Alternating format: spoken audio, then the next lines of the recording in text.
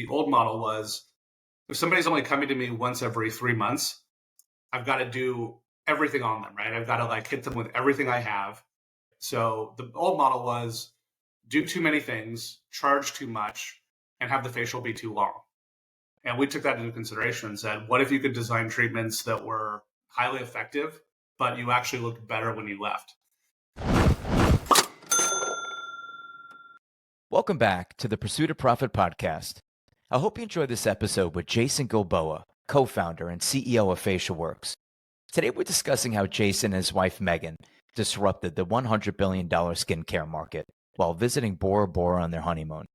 Their commitment to clean skincare products, free of parabens, sulfates, synthetic dyes, and synthetic fragrances. How this young brand has already received nationally recognized awards for their facial services, and why you should consider investing in membership models. We hope you enjoy the show, and please follow us as we drop new episodes each week on Wednesdays. I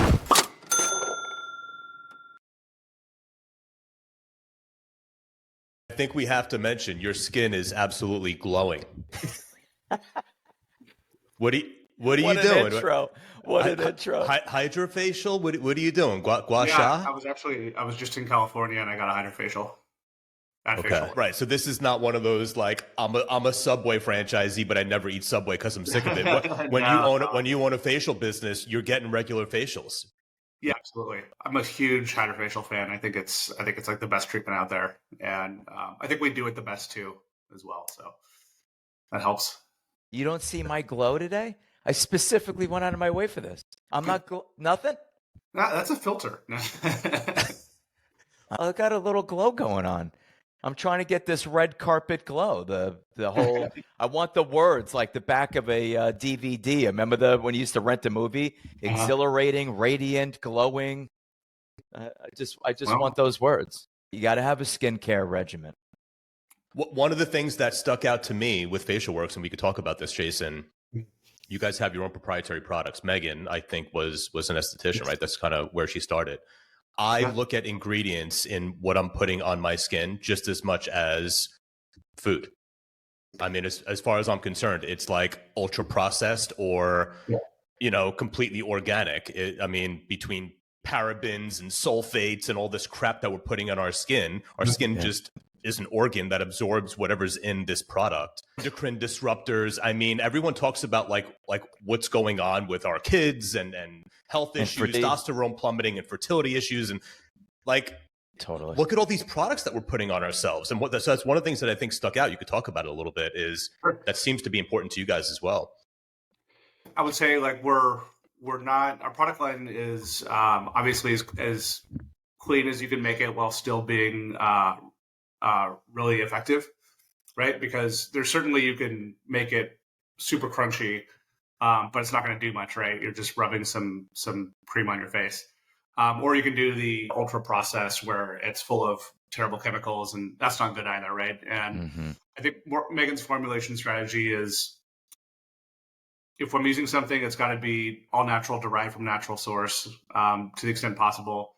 And is it effective? So it's kind of that combination of like, how clean can I make it, but still make it actually work? Because we're doing thousands of facials every single month. And with the franchising, we're going to be doing tens of thousands of facials, maybe 100,000 facials a month at some point. So we got to deliver results. So I think it's that balance of making it as clean as you can with still getting the results. And also price point, right? Like you got to kind of also engineer the value as well. Justin, that's interesting you said that. There was a whole report that came out with McKinsey, and they were talking about exactly what you said. In the past, you could just suggest, or a celebrity could just suggest a brand, and people would just put it on their face and body. Yeah. But today, the alpha generation, the millennial, which you're part of the millennial generation, they actually research what's in it before purchasing it. Where baby boomers in my generation, they just buy it. Yeah. They buy it, they eat it, they put it in their eyes, they put it in places, and that's like they just trust everything. I actually had this conversation the other day with my dermatologist. She's like, "Oh, you got to put this on and that on." I go, "You know what bothers me about all the products that you push? You really don't even know what you're talking about. You have pushed like 3 products that have benzene in it." She's like, "Well, how am I supposed to know?" I go, "That's my problem. You keep pushing products. You don't even know what you're talking about.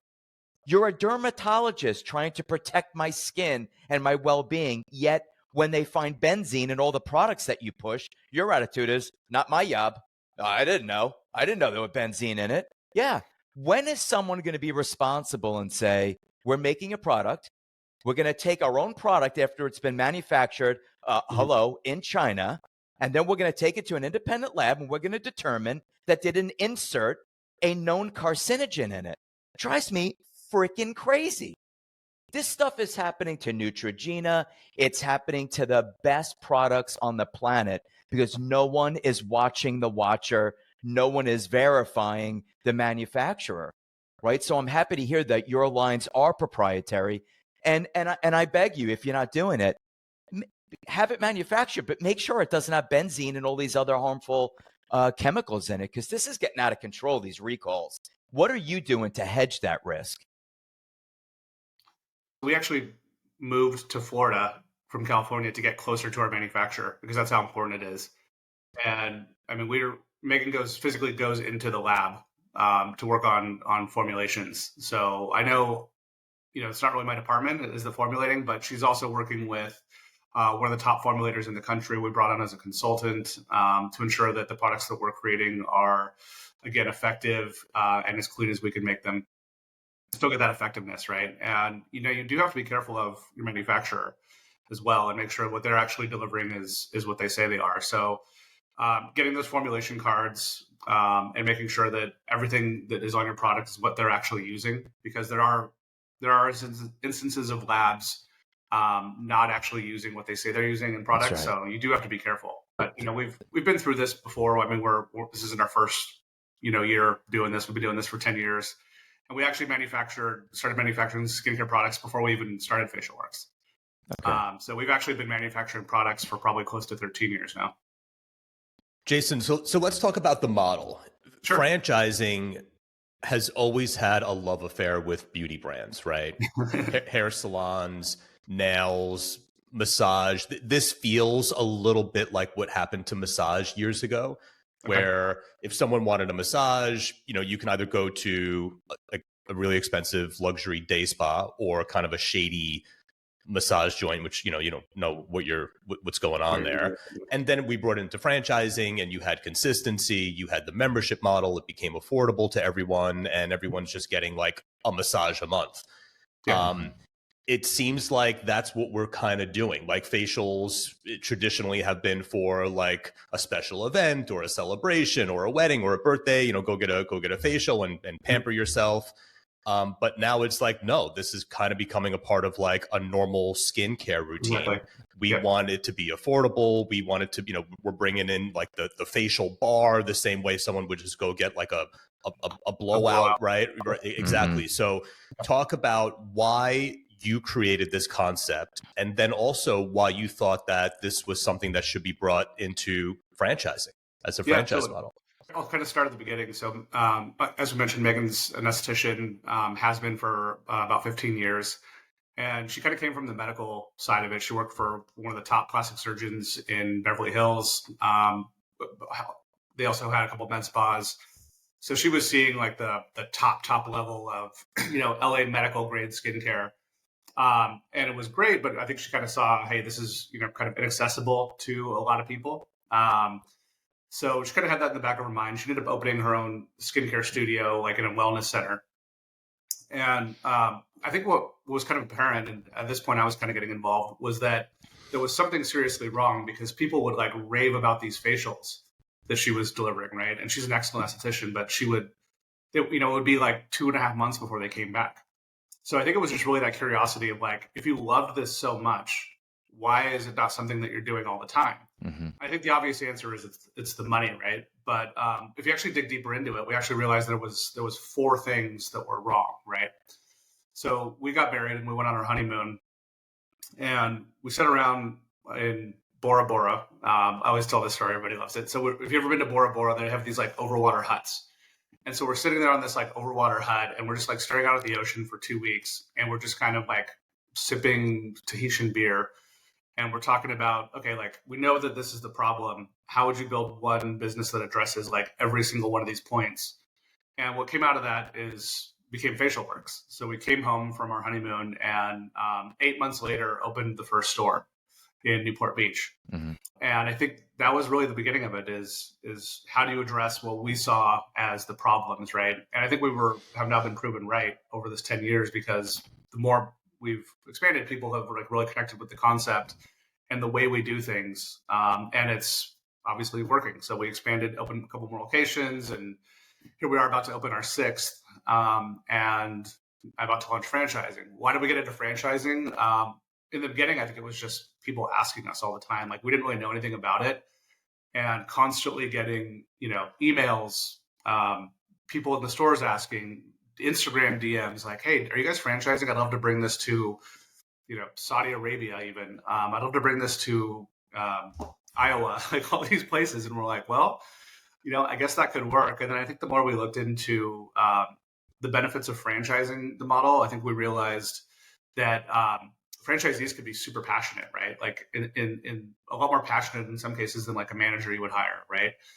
So for us, this is a business that we think just kind of requires that extra really bit of passion. It's not necessarily like a burger joint where you just open it and you hire some kids and they flip burgers and it's done. You got to really care about the quality of what you do, because that is so important, right? Like the quality of what we do and the attention to detail and the care is really is part of the brand, right? It's part of the business. So you need that ownership, right, at the local level. And then we've also found that because the convenience factor is so important, really understanding the market and understanding like the right location is so important, right? Like even within a shopping center, knowing, hey, this part of the shopping center is busier than this part of the shopping center. Like those little small details make a huge difference, right? An example, like I was just in California and I met somebody who's lived in Orange County for like, I don't know how long, right? And they've literally frequented a restaurant across from one of our stores. I don't know how many times. And she's like, "Oh, you have a location there?" And she's probably walked by it 10 times, but because it's maybe not exactly in the right location of that shopping center, she's just never noticed it's there, right? So that kind of that local knowledge of like, hey, this is exactly where it needs to be. That's so important. It really is. So I think from that perspective, the franchising, the local, the passion and the local knowledge is just, it's going to be great. I'm really excited for that part of it. I completely agree with you. And it's refreshing to hear a founder, a franchisor talk about the importance of site selection, because it is that much of an art and a science. I'm at a restaurant across the street and I don't know you exist. That's a problem. That's a problem. Absolutely. And why did that happen? Is it the landscaping? Is it the marquee sign? Is it the fact that you're in an elbow? Are you in a courtyard? Like there's kisses of death in site selection. Yeah. And there are common themes in site selection. And by the way, those units are always available. That's because someone always dies there. They're available and are always available. And they're cheap. Right. Guess Bingo. What, everyone? High five. I got the cheapest rent in the system. Yeah, we're in a Class A space, right? But you're a Class C location in a Class A space that no one visits. Most people don't get the full story when they start exploring franchising. So they make mistakes. That costs them big. That's why my business partner, Justin Guevara, and I wrote Beyond the Brand, The Entrepreneur's Guide to Fearless Franchising. It is our proven 6-step process at Phrenosity to help you find the right franchise, avoid costly pitfalls, and build a business that truly fits your goals. Grab your copy of Beyond the Brand on Amazon or any major book retailer and start building your future fearlessly. Go back to the 4.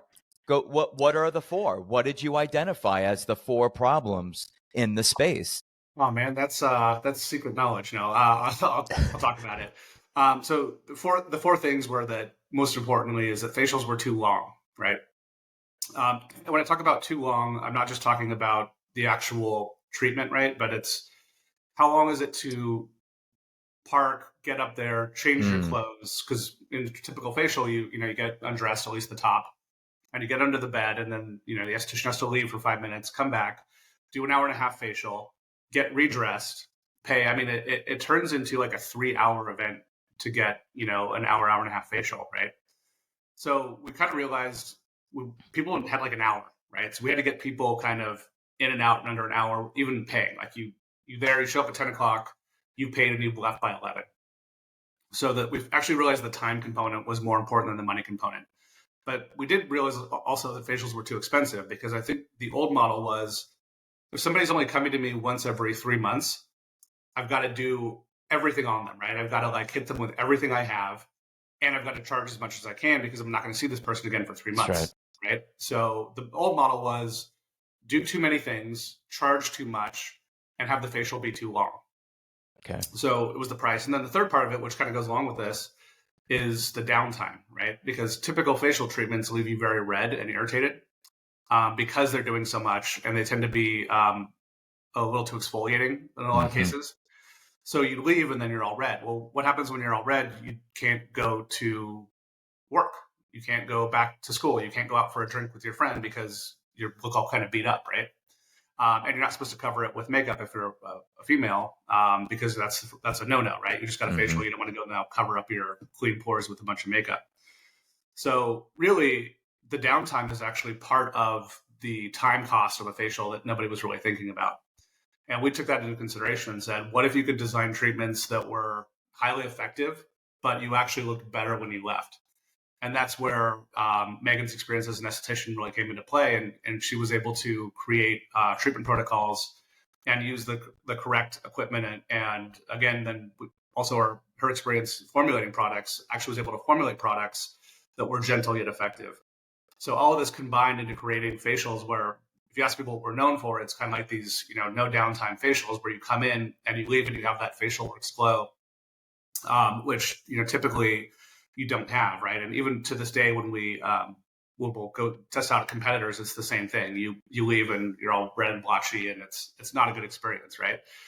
And then the fourth part was the social aspect, which no one is still. I think, as far as I know, we're the only company that still hit this with the bar concept, and that's just the ability to come and sit with your friends. I know Megan, back when she had her spa, was constantly getting asked, can I come and can I come with two of my friends? Can I come with my sisters? And it's like, well, I can see one after another, but I can't. You guys can't all sit together. And so I know there's some other facial concepts out there where it's like, a half a room or something where there's a sheet in between you or something like that. But it's just not the same as the bar concept when you can like truly sit next to your friend, and it really is like going to the nail salon or getting your hair blowout together, where you can sit there and you can chat. And you'll walk into a Facialworks sometimes, and there's a group of 3 people, and they're laughing and they're having a good time, and there's just really nothing like it on the market. But yeah, so those are the 4 things: is the very interesting, the time concept, the time component, the downtime, the cost, and then the social aspect. Best I can tell, our competitors at most have hit 2 of them, but we're the only company that's hit 4 that I've seen. That is very interesting, because I was reading, and you address this, obviously very forward thinking. You're ahead of the curve. There's research that was done on this exact topic, which is there's beauty and then there's wellness, right? And those lines have converged with beauty meets wellness.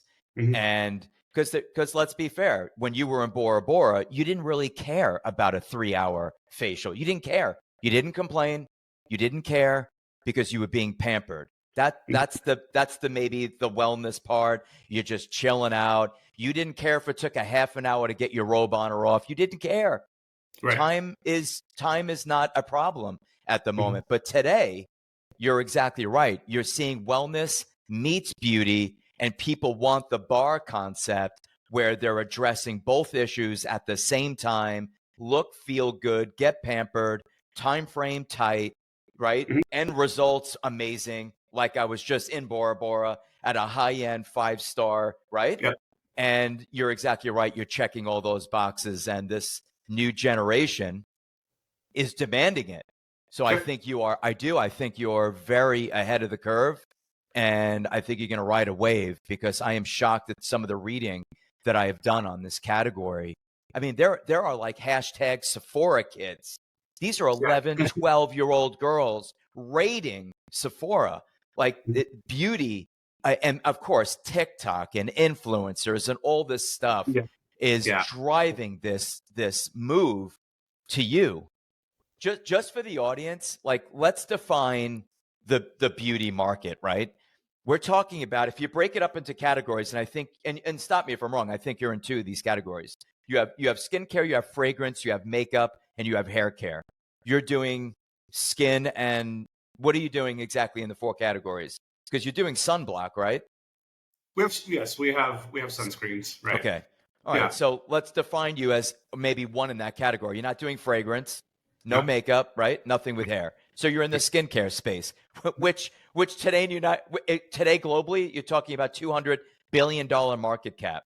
The four categories of skincare or beauty market is 430 billion, 115 billion of it being in the US alone. The market is massive. It's massive. Every celebrity, every influencer, right? Every finance company, every PE firm wants to be in this space. This is like the space. They claim that this market is expected to grow. It's currently today 430 billion globally. They expect it to grow to 580 billion by 2027. That is insanity. Yeah.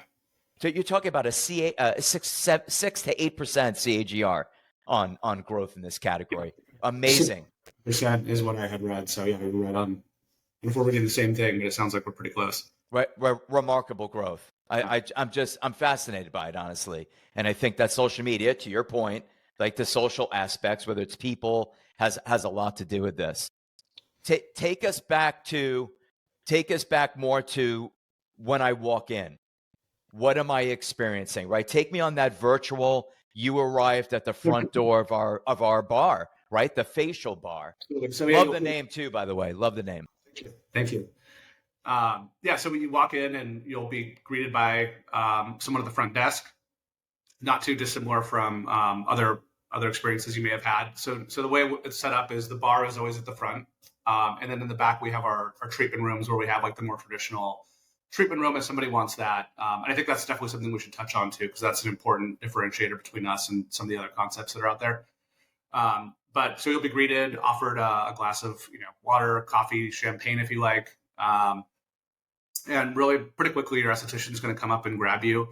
If it's your first time, they're going to do a consultation with you, typically about 10 to 15 minutes. We have some kind of forms that walk us through your skincare history and how often you typically get facials, why you don't get facials if you don't. Like to know that information, and then just what's going on with your skin, and then your esthetician is going to talk to you and recommend the best service for you at that time. If you're a pro and you've been doing this for years, we're going to cut out a lot of that stuff in the beginning and just kind of say, hey, what's been going on the last 2 weeks, 4 weeks, how long it's been, because people's skin changes, right? It's not a static thing, right? So it's really just about building that relationship. And I think what happens with time is you see someone come in, and that esthetician kind of becomes their therapist as well as their skin therapist. So they're talking and catching up about what's been going on with their life and how it's affected their health and their skin. And then you're just going to get the best facial you've ever had. Very good. Talk about that. You have, what I've read and learned, there are 3 tiers of membership. Yes. And there are 3 levels of, let's call them, treatment rooms. Talk to us a little bit about like Bar Squad, HydroGlow, which you started the call out with. I think you said hydrofacial. So the bar, we do, our main service is what's called an oxygen facial. And these became popular, I think in the kind of early 2000s. They were kind of known as the red carpet facial. And I know you talked about like celebrity endorsements. And I think it was Justin Timberlake, actually, funny enough, who was one of the like main guys who was promoting these oxygen facials as these like red carpet facials, because it kind of had that effect of like, hey, it instantly like kind of plumps and makes you look really healthy and dewy. But that's a treatment that you would pay like $200 to $300 for if you were to go to a med spa or to a hotel spa. So that's our treatment that we do at the bar for a starting price of $85. And it's probably better than any treatment you're going to get for $250 to $300. And we do it for $85 at the bar. Wow. You can do 2 of those a month for the Bar Squad so you're saving pretty substantial amount of money by getting that Bar Squad membership. And you also get 10% off of our products, and you get 10% off any other treatments or enhancements. we do have a range of enhancements that you can do. So everything from if you want to add microcurrent to an LED light as well. I think there's about 12 enhancements that we have already. So, and we're constantly kind of adding things because Megan's always going out there and going to shows and finding some cool new things. So then we always want to incorporate kind of the best of what's coming out into our treatments. And each enhancement is kind of an additional charge, so that raises the average ticket. We have an upgraded facial where I think you pay for 2 and you get a third for free. And then, so Jason, just to like level set, Bar Squad, it's a membership model, 3 tiers of membership. Bar Squad, $140 a month, and I get 2 facials, discounted products, and then of course a la carte things that I could bolt on. All right, so that's phenomenal. 2 facials a month for $140. Yep. Okay. It's the best deal in skincare. Wow. Yeah. You're doing that in Boca, that price range in Boca? Yeah, we'll launch that in Boca. Wait until they open. You're going to be like Cliffy Button, Benjamin Button. I love it. You're going to man. age in reverse. I love it. My wife is going to love it. It's not open yet, right? We're under construction. I'm hoping December. This is in Meisner Park? You put this in Meisner? Wow. Unreal. You're in the right spot. I don't know what you're paying for it, but you're in the right spot. It's not that bad. Jason, what are you near? What like brand are you next to in Meisner? You know where the bowling alley is? Yeah, of course. Yeah, it's next to the bowling alley. Really? Between the coffee shop and the bowling alley. Okay. Is that a franchise, Jason, or it's corporate? No, that's ours. Very nice. I live like a mile from there. So. Do you really? Oh, nice. Yeah. I'm in Del Rey. I used to live in Boca. I moved to Del Rey. That's great. Good for you. I'm down there all the time. I love it. You're in the right spot. Great location. Yeah, you're gonna kill it. Good for you. Good for you. I will be a customer. Keep me posted on the grand opening. We'll move on. So next is Hydroglow. Right. So this is super popular, and this is because it allows you to do any of our treatments in the treatment room. So, the main treatments we're doing are hydrofacial, which we actually just received. I was just in California, and we were awarded a top 100 account in the entire world for hydrofacial. Wow. Yeah. So just with 4 locations, and I mean, we're competing against med spa chains that have 200, just to give you an idea. Wow. And we're a top 100 account in the entire planet. So just incredible, something that we're super proud of. And we'll be talking a lot on our social channels about that shortly. But anyway, so hydrofacial, which we do it kind of our way, which is we obviously are great at the treatment, but then we actually add our oxygen serum that we do in the oxygen facial treatment at the bar. We actually add that at the end as a separate part of the treatment. And the effect it has is it just kind of, it calms any additional inflammation that you might have from the hydrofacial, because the hydrofacial is a little bit exfoliating. So then we go and we do a pass of our oxygen serum, and it just really calms the skin and like finishes off that perfect glow. So that's what I had, and I haven't had enough of them, but it's an incredible treatment, and it's kind of why we've become a top 100 account globally. Good for you. So you can do that. You can do dermaplaning, which has become very popular as well. I think a lot of people know. Are you familiar with dermaplaning? No. Yeah. So it's essentially where the esthetician will take basically like a scalpel that's been kind of designed for this treatment. It's extremely sharp. And they go through a lot of training to be able to essentially remove the dead skin cells and vellus hairs from the face. So essentially it's a manual extraction using a very, very, very sharp tool. Mm-hmm. But the effect of it is it just leaves your skin really like baby smooth, right? It's that really like glowing baby smooth look that people want. So that's a super popular treatment as well. We do a longer version of our oxygen facial called the We Love Your Face. And then we have a peel as well. So there's 4 possible treatments that you can do. And by having that membership, you can choose one, right? So people really like it because 1 month they want to get a hydrofacial, 1 month they want to get dermaplaned. And that's the Hydroglow, and that's $195 a month. And you can mix and match monthly, pick your service. You have a broader menu of services for your face. Yes. Love it. Fantastic. Yeah. And then there's the works. Yes. Yeah. That's our hydrofacial on steroids. So that's kind of kitchen sink. We do everything we have basically on that facial. So that one's normally $385 is the retail price, and it's $345 for the membership. So how long does something like that take? How long are you there for the work? We block out 2 hours for that treatment. In reality, you're probably in there for about an hour and a half. Okay. Wow. So it's our longest facial. It's the only one that we block out more than an hour for. But it's the works. It's everything. It's an experience. Oh yeah. So it looks like the average ticket for the facial bar is about $80 to $85. The average ticket in a treatment room is around $220, $225. Yeah, in that range. Yeah. I mean, it seems reasonable. I would say so. Yeah, and according to them, I mean, the products they're using, I think it's great. I mean, I'm actually looking forward to doing it. I got involved in it. Obviously, our wives always suck us into this stuff, right? So it's like, hey, it's always couples this and couples massage and couples facials, and you can't go on vacation without doing everything with your spouse because it's like, what are you doing here if you're not going to do things with me? And then I find myself getting manis and petties, and I'm like, what just happened, right? And then I got to admit, I have to admit, it's like, what did you think? I liked it. I feel good. I feel like I look better.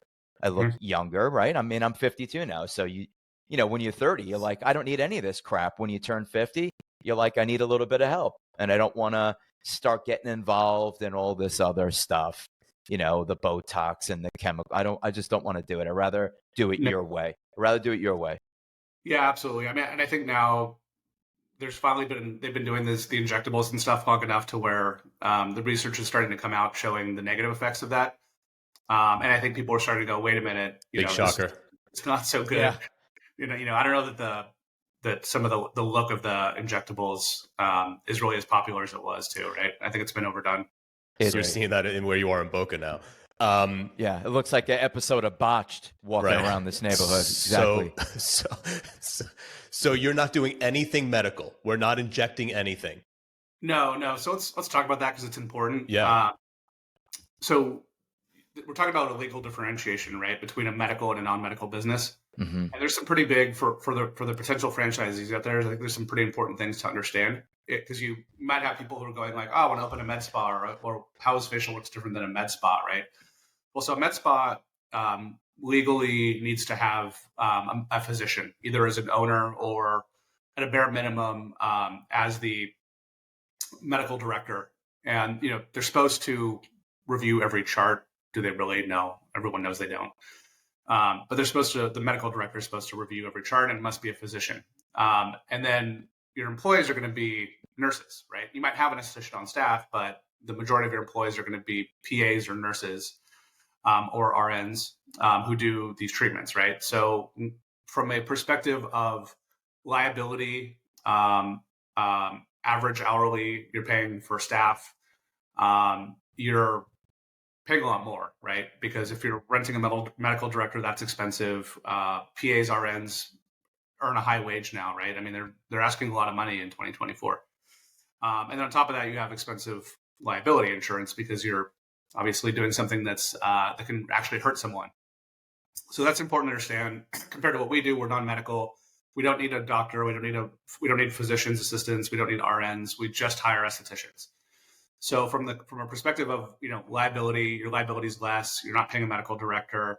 You know, the hourly is a little bit less, although, you know, the cost of that has gone up as well over the years. But it's definitely I would say a little bit less responsibility, a little bit less costly. You know, that being said, you know, med spas sometimes will do astronomical revenue if they hit the right place, but you pay for that, so your cost is higher as well. But it's important to understand the differentiation between what we do and what they do. I agree. I feel like you're in a sweet spot where medical obviously adds an additional layer of complexity that a lot of people just may not be comfortable with. Then you have massage. There seems to be a shortage of LMTs out there. Plus, massage is a lot of wear and tear on the body. These people, they just don't seem to last. We've been hearing this for years. Estheticians, you have a skilled licensed employee. This person's passionate about what they do. I would think that you're going to have way less turnover or attrition as opposed to like a, you know, minimum wage food employee. And there seems to be enough of them. Like, are you having any issues finding people to do this? No, there's definitely estheticians out there. Now we're kind of concentrated in one market, so as we're now opening stores in other markets, I'm excited to see what we Yeah. hear. Although I have spoken to people here in Boca who are spa managers, and the comment I got was that when I put an ad out for an esthetician, I get like 1,000 resumes. Wow. I've heard that. At least in Wow. Boca. How many, Jason? How many per location? What are we? So between the bar and the treatment rooms, how many per location, and how many working at any given time? Yeah, it depends on the store and the volume. We have various sales volumes and sizes as well, right? Some have 5 bar chairs, some have 6 chairs. Some locations have 2 rooms, some have 3 or Newport now has 5 because we expanded it. But typically you're going to have at least 4 to 5 estheticians working full time, and then if you get a busier, higher volume store, you might go up to 9, 10, 11 even. I know Newport at times has had 13. So there's some variance in it, but I would say like between 5 to 13. So just for perspective, Newport Beach, I believe you said, was your first location to open. It's your largest location at, I think, 1,900 square feet. Mhm. And in the item 19, it's doing over 1.6 million top line. That's your top location. In Nice. 2013, yes. Yeah. And the staffing model there was a total of 13 on payroll at the same time, or just total staff to operate the business in shifts? It obviously varies, but I think now they're at about, I think they have 10 there right now. Okay. And they'll bring on like 1 or 2 more. But we've had as many as, I think we've actually had at some point 15 there. Sometimes you get people who only want to work 3 days. And if they're really good, we'll try to accommodate that. So you got to be a little bit flexible in this business. Just to be clear, I want to make sure we're saying the same thing. And the number of employees are on payroll at the same time. Yes, for that. Okay. store. Right. Because we have a lot of brands that'll say, yeah, you need around 30 people. And it's like, no, you only need 6 people on payroll, right? You need 30 to run the organization, but not at the same time. Because clients panic. They're like, I don't want to employ 30 people. No, Like, you're not employing 30 people on payroll at the same time. You're running shifts and blah, blah, blah. So I wanted to just make sure we're clear on that's a significant amount of people, but you also have, that's a very high revenue number with what I'm sure is a good margin. I'm not clear on the rooms. The 3 tiers of membership, crystal clear. Bar Squad, Hydroglow, the works. When do the signature, deluxe, and seasonal rooms come into play versus being on the bar? Those aren't rooms, so that's just kind of the levels at the bar. So there's the basic bar facial, the upgraded bar facial, and then we'll do like a seasonal treatment as well. I think we have about 5 or 6 of them that we launch every year, and that's kind of just for fun and to keep, it's good for the staff likes to have new things and the clients like to have new things. So instead of just always having like the same couple facials, we'll throw in these seasonal facials that we launch like every month and a half or so, just to keep it fun and exciting. Okay. Right, like a pumpkin spice or something. Yeah, you're right. There's always some seasonal. I also read something about sit back, drink a cup of coffee, champagne, watch a movie. Is that what's going on at the bar? Yeah, there's TVs, and it's if you've ever been kind of like seen a blowout bar, how they'll have like TVs and champagne. It's kind of the same model. If it's not broke, don't fix it. People like this stuff, so we'll offer them that. Sometimes people want a little glass of wine, so we'll have like wine and champagne. Very cool. We need to start throwing some beers in there because guys will come in and ask for beer, and we're like, well. What percentage of your customer base is male? It's been like 10 to 15% range. Okay. Yeah, that sounds we don't right. keep like stats on it because we don't like to ask people too many questions about that kind of stuff, but just anecdotally, about 10 to 15%. I see that market growing. Are you going after that market, Jason? Do you see? Yeah, absolutely. I mean, I think when we first started, guys would come in and it was like they were like kind of weird about it. They're like, "Oh, can I get a facial?" We're like, "Yeah, you can. You've got a face. You can get a facial." There's a picture of a guy on your website. I was surprised that you put a picture of a guy. I thought that was cool. Yeah. I actually I look for those things, right? If I'm going to go like book an appointment somewhere, it's like I want to know that it's like there's the expectation that a guy can be here, right? Yeah, absolutely. And the decor and the way we try to market and keep everything, we're not trying to exclude anybody, right? Like we want everyone to feel like they're welcome. So we don't make it too like froofy female in terms of like when you walk into a store, it's clean and it's definitely beautiful. And it doesn't look like a sports bar, but it looks like a man can walk in and go, okay, I feel comfortable here to sit down and get a facial. And we have guys coming in more frequently, and a lot of times you mentioned, going in with your spouse, and that's very typical where spouses will come in, or we even get like mothers and sons, things like that. So Yeah, I read that most people show up to the appointment with a guest. It's not a one customer. That's great for volume and revenue. You're always seeing, transactions of two or more or groups. yeah, Like that. It's from a business perspective too. We have stats on this. As I mentioned, when people come in, they'll kind of go through like an initial consultation, and obviously one of the questions is, how do you hear about us? So we have stats that something like almost half the people that are first time clients, they come in off like a referral, right? So it's really cool because it kind of gives you actually like this like baked in referral system that you don't have to really like market as much or push out a lot of promotions and stuff, because people they enjoy it, they'll come back with their friends. So from a business perspective, it's wonderful too to have that kind of baked in referral system. I'm still trying to get over Nicole having to say to you on vacation, what are you doing here if you're not going to come get a facial with me? Sometimes Jason, you know what I'm talking about. Sometimes there's an opportunity. It's like, okay, what are we doing today? I'm a workaholic, so I need to get things done. Mm-hmm. I'm going to go book a massage. Great. That buys me like 2 hours to jump on the phone and work. I did that on my honeymoon. Now I've changed my ways. Yeah. Okay. You know the drill. It's a happy wife, a happy life. You got to do things that you don't always want to do. And, I go like kicking and screaming. Meanwhile, I love being pampered. Right. So it's a game. It's a game that we play as men, right? We want to be masculine, but yet we also want to look good, and we want to look good for our spouse.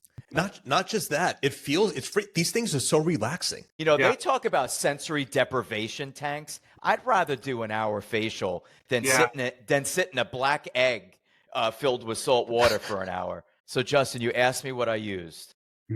There was a study. You guys know Creme de la Mer, right? You know this brand. It's $2,700 for a 16-ounce container.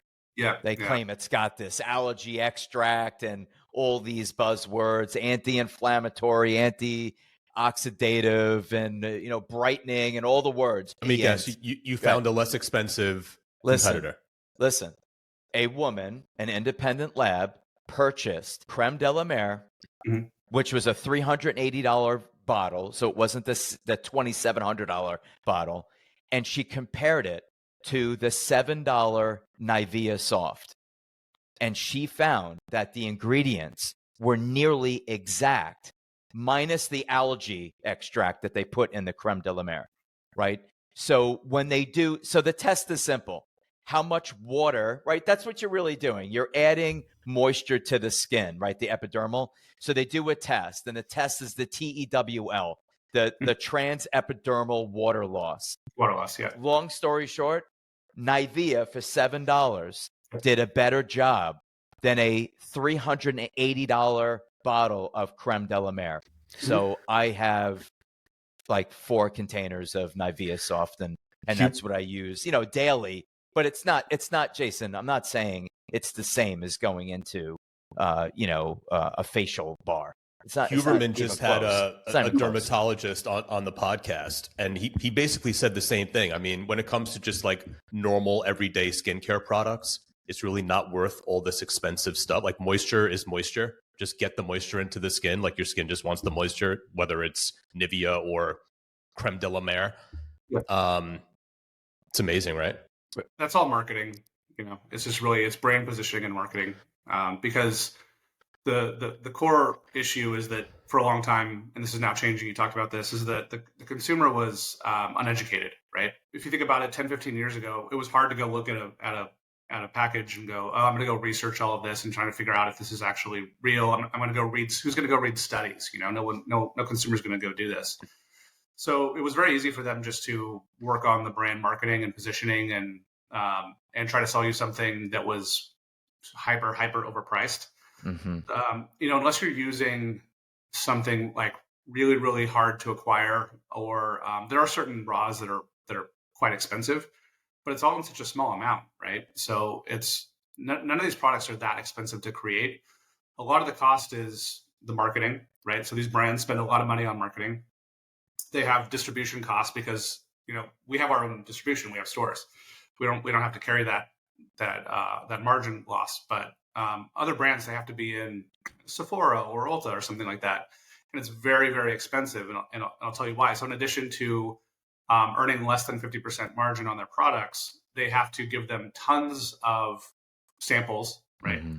And they have to have essentially like a sales force of people who go into every single store and train the Ulta or Sephora's employees on that product, right? So there's not a whole lot of margin left at that point. So they've got to take this product, which doesn't cost very much, and what they'll actually tell you if you talk to someone in the industry is you have to at least 10x it, if not. Okay.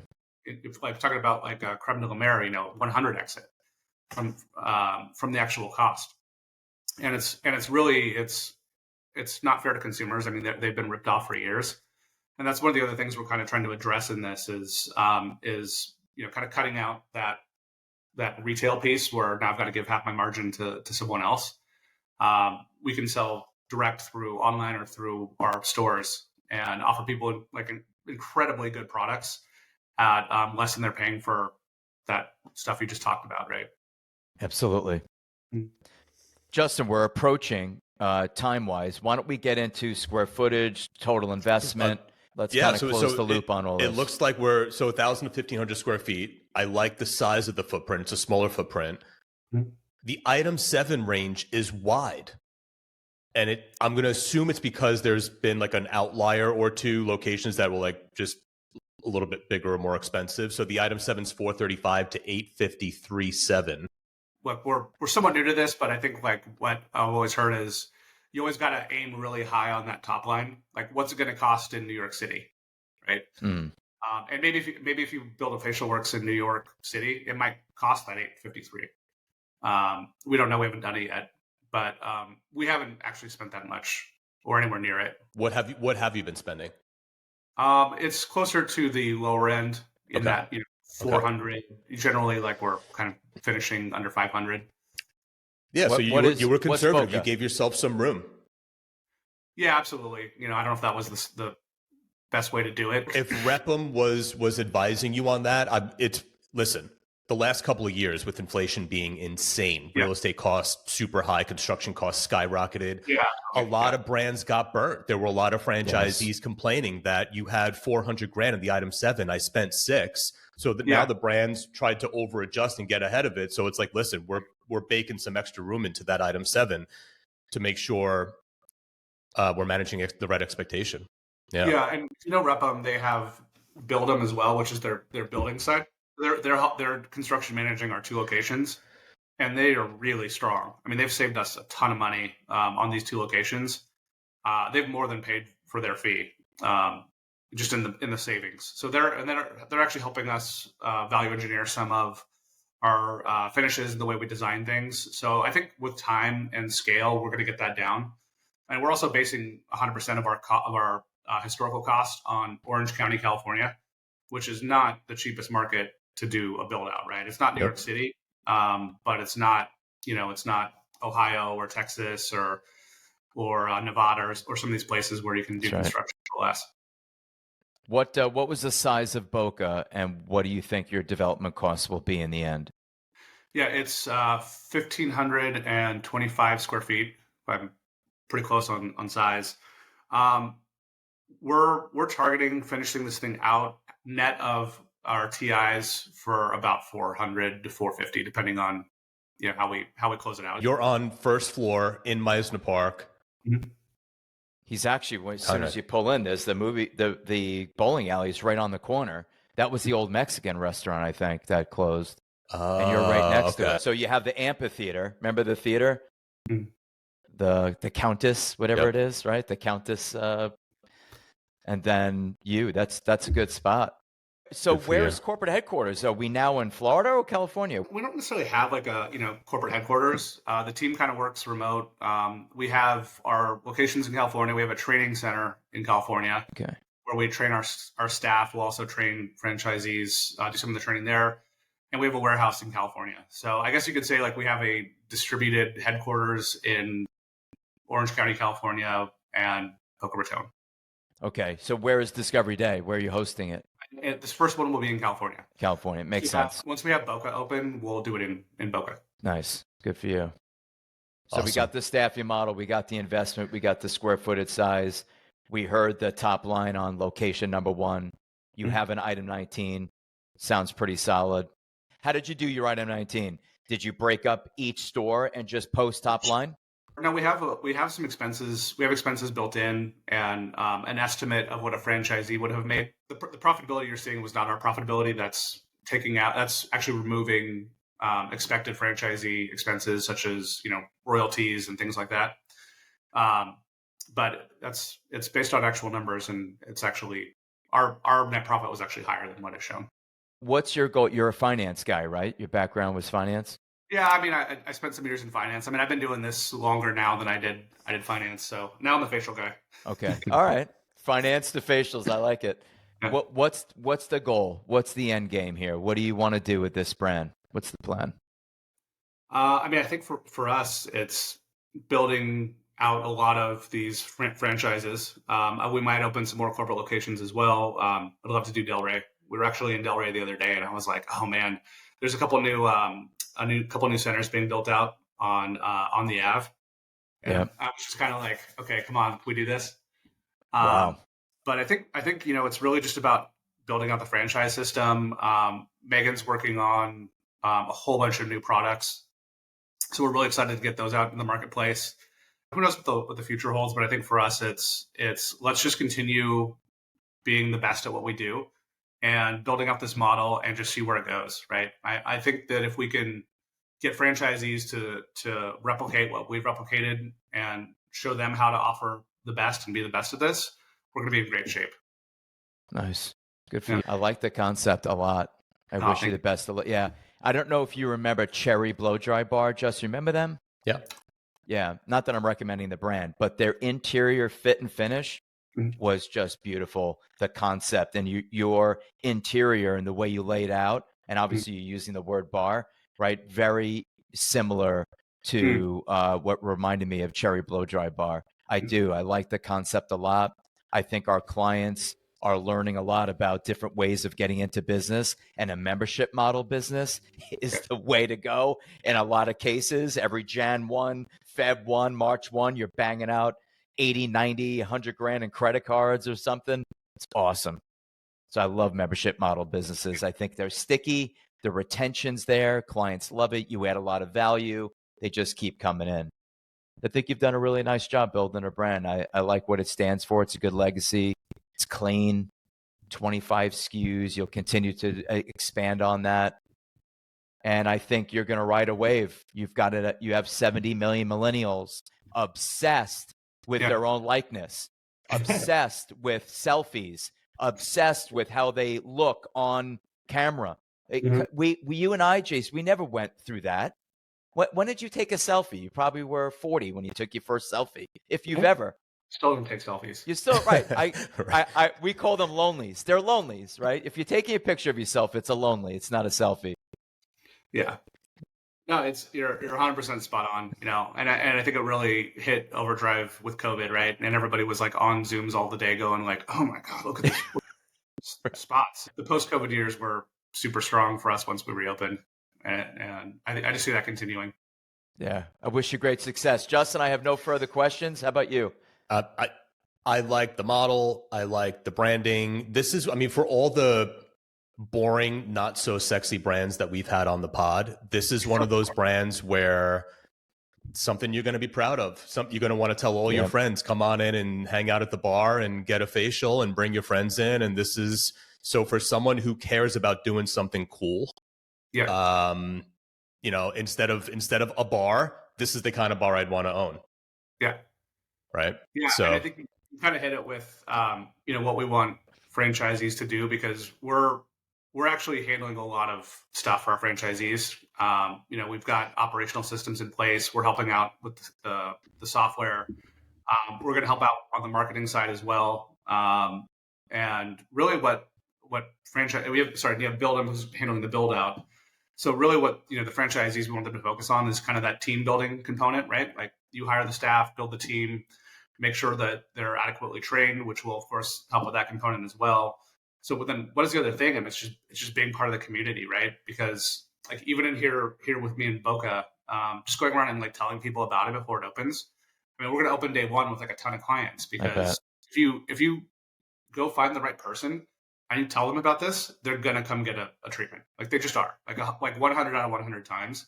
So just being that person who's out in your community, talking to the people at your kid's school or your church or at the grocery store or like whatever it is. If you're talking to the right people, they're going to book an appointment.